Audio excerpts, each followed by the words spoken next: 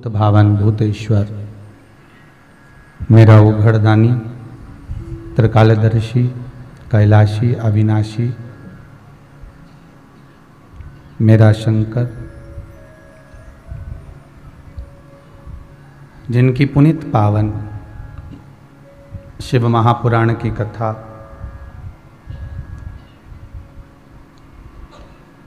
कुबेरेश्वर महादेव की ये पावन धरा भगवान भूत भावन भूतेश्वर शंकर की करुणा से त्रिकालदर्शी कैलाशी अविनाशी की दया से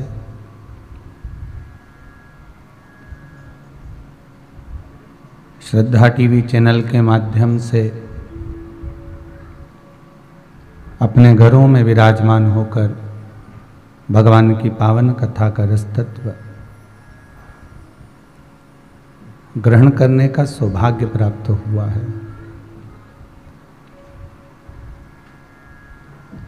यूट्यूब फेसबुक के माध्यम से जितने श्रोता भाई बहन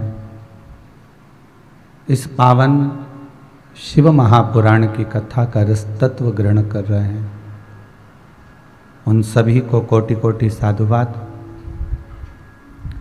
कथा के मुख्य यजमान मनोरथी श्री प्रवीण जी पारासर, श्रीमती हेमलता जी पारासर, आप फरीदाबाद हरियाणा के निवासी हैं, जो यहाँ पर भगवान शिव की ही कृपा से पूर्वजों के आशीर्वाद से ये पावन शिव महापुराण की कथा को करवा रहे हैं। फरीदाबाद हरियाणा से आकर भगवान की पावन कथा करवाना और शंकर के पावन चरणारविंद का रस तत्व ग्रहण करना ये शिव की ही कृपा से हो सकता है। तेरी कृपा बिना न हिले एक भी अणु, लेते हैं श्वास तेरी कृपा से तनु तनु। अगर जीवन में थोड़ा सा भी सुख मिल रहा है तो उस परमात्मा की कृपा से ही मिल रहा है, और यदि जीवन में थोड़ा सा दुख का भान भी हो रहा है तो यह परमात्मा की ही कृपा है। कल एक कथा कही थी जो शिवरी नारायण में कही थी कि पक्षी को यह सिखा दिया गया कि हर चीज में भगवान का धन्यवाद दो। दुख मिले तो भी धन्यवाद दीजिए और सुख मिले तो भी धन्यवाद दीजिए।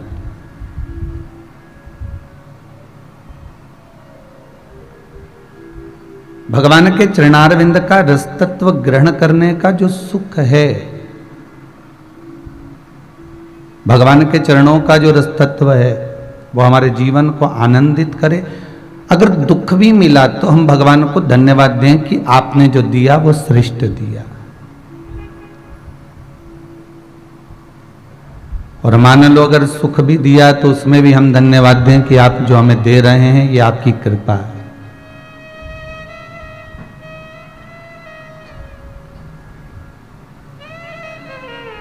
समस्या बहुत बड़ी है, मान लो दुख बहुत बड़ा है, समस्या बहुत बड़ी है, तो भी हमें हारना नहीं है।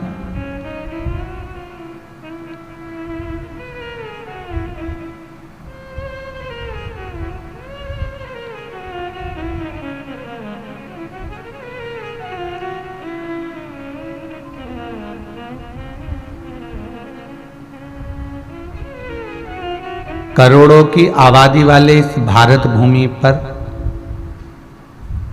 जब कोरोना महामारी का कहर छाया,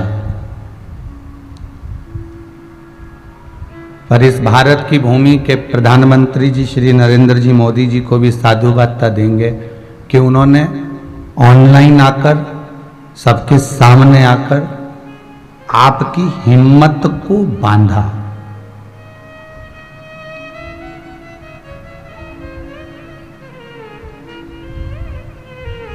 और ऐसी हिम्मत इस राष्ट्र की बांधी, इस भारत की भूमि की बांधी कि वैक्सीन का निर्माण भी अगर हुआ, अगर औषधि भी निर्मित हुई, तो यही भारत की भूमि से हुई और पूरे विश्व में उसका नाम हो। हारना नहीं है।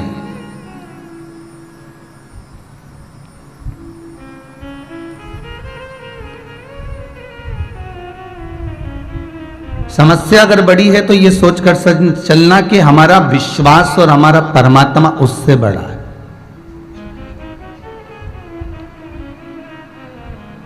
फिर वही वाली बात आ गई जो पहले कही थी, ऐसा कोई व्यक्ति नहीं जिसको समस्या नहीं, और ऐसी कोई समस्या नहीं जिसका कोई हल नहीं।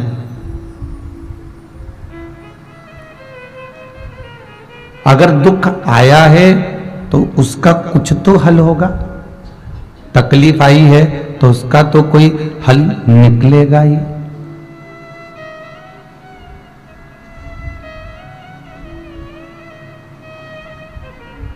आज एक माता जी मिल रही थी, जब हम भोजन भंडारे कक्ष को देखने गए थे तो कह रही थी, गुरुजी कैंसर हो गया था, अब बाबा ने अच्छा रख दिया है। अब कुछ भी नहीं है, और दूसरी रिपोर्ट की जांच भी कराई तो उसमें कुछ नहीं निकला। अर्थात आपका विश्वास तो है ना भगवान पर, और अगर उस परमात्मा पर भरोसा है, उस परमात्मा पर विश्वास है, तो बाल मां का नहीं हो सकता। समस्या मान लो बहुत बड़ी भी है, बहुत बड़ा दुख भी सामने खड़ा हो गया, तो तुम तैयारी रखना कि उस भोलेनाथ के आगे टिकने वाला नहीं है, उस विश्वनाथ के आगे टिकेगा नहीं। आपका जो व्हील पावर है वो मजबूत होना चाहिए। दुख आता ही क्यों है? दुख आने का कारण क्या है? किस लिए आया? दुख आता ही इसलिए है कि आप संभलो।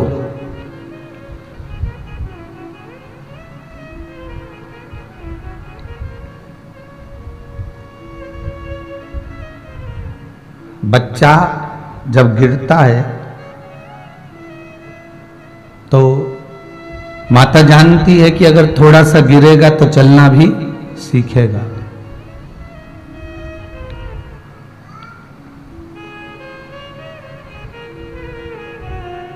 कहीं एकांत में अगर बच्चा चलता है और गिरता है तो संभल जाता है, पर अगर उसके मम्मी पापा के सामने अगर बच्चा गिरता है तो रोता है। क्यों? क्योंकि मेरे मम्मी पापा मुझे उठाएं और हृदय से लगाएं। ये मेरे माँ बाप, ये मेरे माता पिता मुझे हृदय से लगाएं, इसलिए बच्चा रोता। अकेले में गिर जाता तो उठ जाता, झाड़ झुड़ के नहीं उठ जाए, फिर उसको कोई दिक्कत नहीं।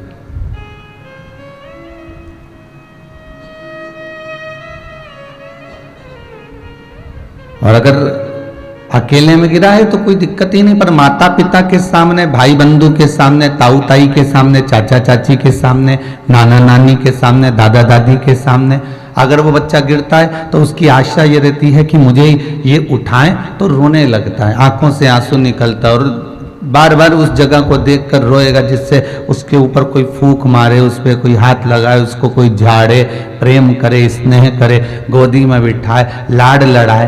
तो उसी तरह भगवान दुख क्यों देता है? भगवान भी चाहता है कि मैं इसका पिता हूं, मैं इसका बुजुर्ग हूं, ये मेरे पास में आए और मुझसे कहे, और मैं इसको फिर गोदी में बिठाऊं, मैं इसको अपने पास रखूं, मैं अपने करीब में इसको रखूं, इसको फिर मैं दूर ना जाने दूं, अपने करीब में रखकर, अपने पास में रखकर इसके जीवन की मैं सार्थकता को सिद्ध कर दूं।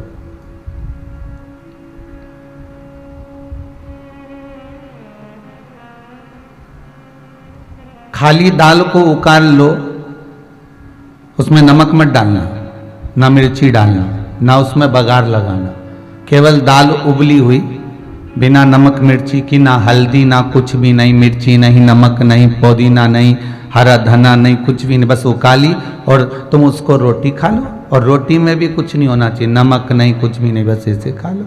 अच्छी लगेगी क्या? नहीं, स्वाद नहीं आएगा। दाल में, एक भगोना दाल में इतना सा बघार स्वाद ला देता है। कितना सा बघार? इतना सा बघार स्वाद ला देता है। उसी तरह हमारे बचपन, जवानी, अधेड़ी और बुढ़ापा, ये संपूर्ण जीवन के समय में मात्र 3 घंटे की शिव महापुराण आनंद ला देती है। मात्र 2-2.5 घंटे की ये शंकर की कथा हमारे जीवन को सार्थक बना देती है। जीवन में स्वाद लाने का अगर कोई काम कर सकता है, इस जीवन को स्वादिष्ट अगर बना सकता है, तो वो शंकर ही बना सकता।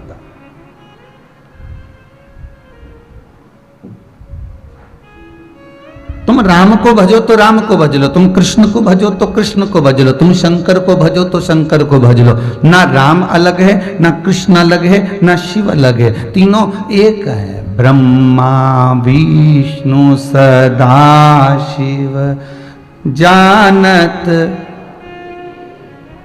अर्थात जो बुद्धि से विहीन है वो भेद समझेंगे कि ये ब्रह्मा अलग है, विष्णु अलग है, ये शंकर अलग है। पर अगर कोई बुद्धि से प्रबल है तो वो समझ जाएगा ये तीनों एक।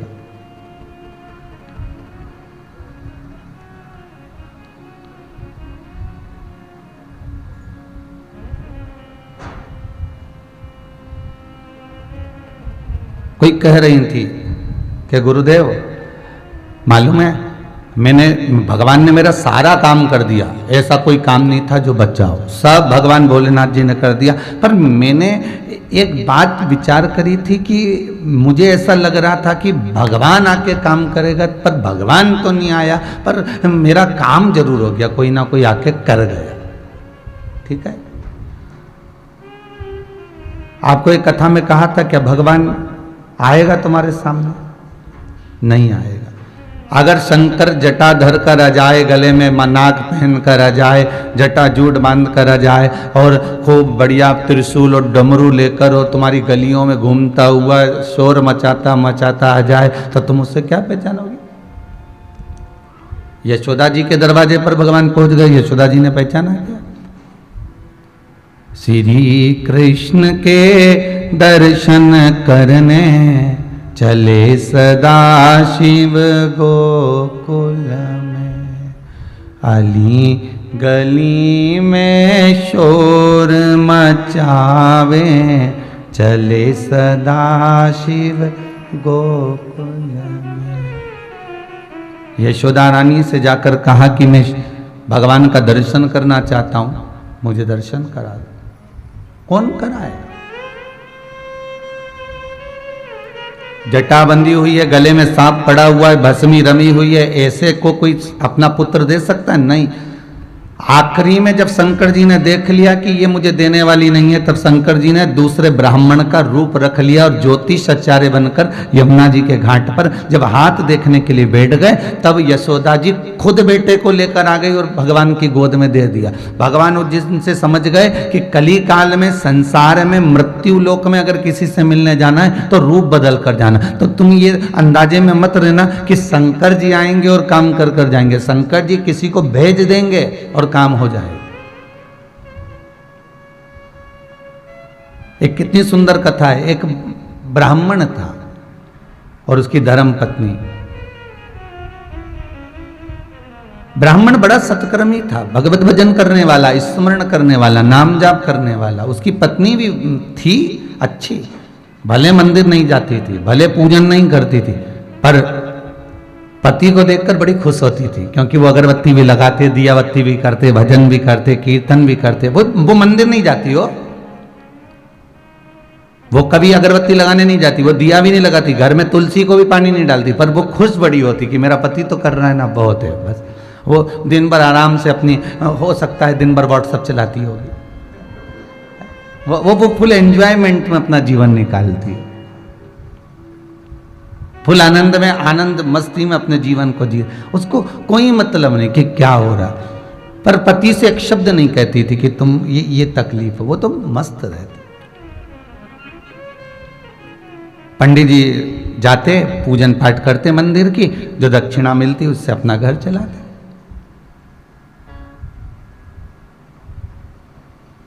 अब कोई शिवरात्रि का समय आ गया और शिवरात्रि का जब समय आया तो शिवरात्रि के पहले 2-3 महीने पहले से मंदिर में भीड़ कम आने लगी। लोग आते नहीं, दर्शन नहीं करते, दक्षिणा नहीं मिलती, बड़ी परेशानी हो गई। पत्नी रोज पूछती कुछ मिला नहीं। अब दुख हुआ, अब क्लेश हुआ, भूखे मरने की नौबत आ गई।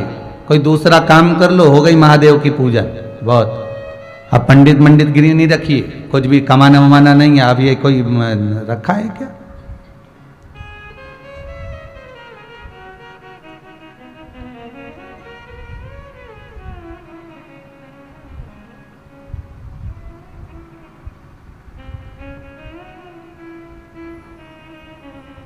अब दुख है। कह तो दिया पत्नी ने कि अब ये पंडिताई छोड़ दो और कोई नौकरी कर लो, कोई जॉब मॉब कर लो।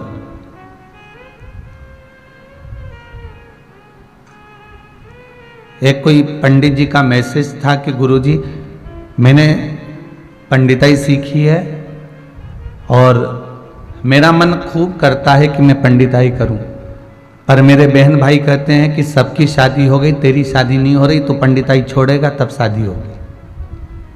पंडित को कोई छोरी देने को तैयार नहीं।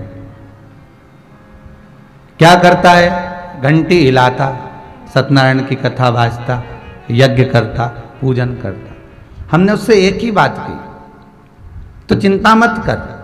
अगर तू सच्चे मन से भगवान की सेवा कर रहा है, दक्षिणा मिल रही है नहीं मिल रही है, 100 रुपये मिले, 50 रुपये मिले, रात भर एक वो महिला संगीत में डांस करने के लिए कुछ लोग आते हैं, कुछ वेटर काम करने आते हैं, तैयार होकर थोड़ी घंटा 2 घंटा 3 घंटा भोजन सर्व करते हैं, परोसते हैं। उनको लोग 1.5 2 हजार रुपये दे देते हैं और पंडित रात भर बैठकर शादी कराता है, उसको 500 रुपये मिल पाता। पूरी रात बैठा सो।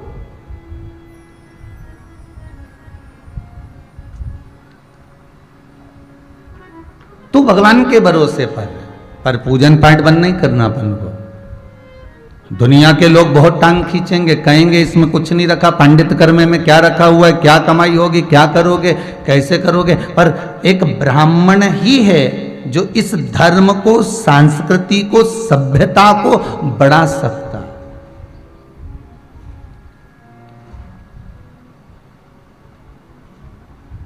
तो छोड़ना नहीं। महाराज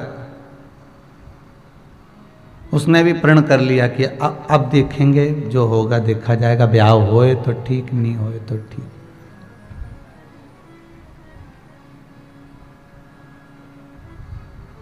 बाबा जब कृपा करे तो हारना नहीं। धर्म पत्नी कह रही है अपने पति से कि तुम अब ये पंडिताई छोड़ दो और तुम जल्दी से कोई कमा के लाओ तो थोड़ा बहुत घर भर का गुजारा चले। भूखे मरने की नौबत आ गई। 3 महीने से कुछ नहीं लाए हो, बड़े आफत में फंसे हुए हैं। शिवरात्रि का समय आ गया। भगवान देवाधिदेव महादेव माता पार्वती के साथ भ्रमण के लिए निकले। शाम का समय था। ये मंदिर जा रहा था। आज शिवरात्रि है। शिव जी निकल कर जा रहे थे तो माता पार्वती ने कहा, ये आपका भगत हमेशा शिवरात्रि पे बड़ा खुश दिखता था, ये पहली शिवरात्रि ऐसी आई है जो इसके चेहरे पर खुशी नहीं है।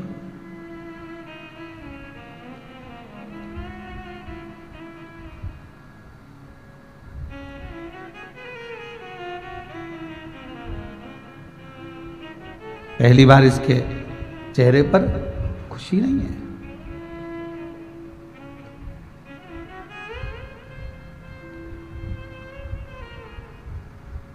पार्वती जी कह रही हैं कि पूछो तो सर आखिर बात क्या है। भगवान शंकर बोले, पार्वती जीवन सुख का चलते चलते अगर जिंदगी में थोड़ा सा दुख आ भी जाए तो समझ लेना ये पूर्व के कर्म का भोग अब भोगने का क्रम चालू हुआ है। सुख के दिन मालूम नहीं पड़ते और दुख के दिन कटते नहीं हैं। भले दुख 4 साल का, 3 साल का, 2 साल का, 1.5 साल का हो, पर उसको काटना बड़ा कठिन पड़ जाता है, बहुत कठिन।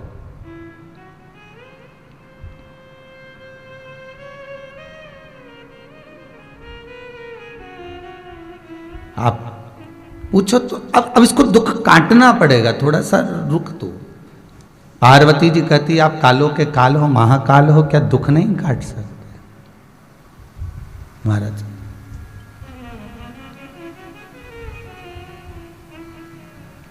आप तो सर्वस्व हो, सब कुछ कर सकते हो, फिर दिक्कत क्या है? महाराज मेरा भोला उज्जैन को